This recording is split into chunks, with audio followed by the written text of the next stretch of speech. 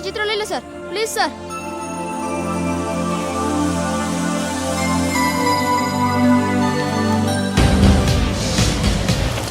જોશી, જી સાહેબ. જુઓ તો શું થયું છે આગળ. જી સાહેબ. આ એક કોપી કેટલાની છે?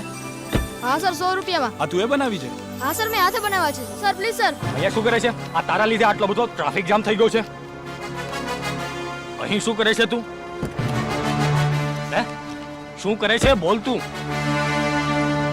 ખબર પડે છે કે નહીં આ તારા લીધે આટલો બધો ટ્રાફિક જામ થયો છે? જોશી, સાહેબ, આ છોકરો આટલો બધો ટ્રાફિક જામ કરીને ચિત્રો વેચે છે. આ ટ્રાફિક બધો જામ કરી નાખ્યો છે. જોશી, આ કોણ છે? આ બાળક છે, ક્રિમિનલ નથી.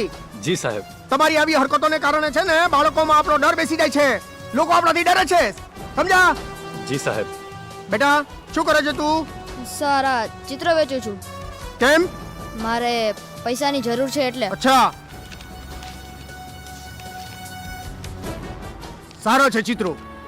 આ બધા ચિત્રો હું રાખી લઉં છું. હા, આલે. ખુશ છે ને બેટા? Thank you sir. હવે હું મારા ફ્રેન્ડ માટે ગિફ્ટ લઈશ.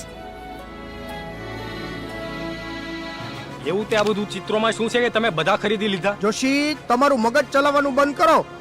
આ ચિત્રમાં શું છે ને એ તમને ખબર નથી. એ બાળકનું ઇમોશન, એનો પ્રેમ, એનો સ્નેહ છે. સાચા સમયે કોઈને પ્રોત્સાહન આપીએ ને તો એ સારો નાગરિક બને, સમજ્યા?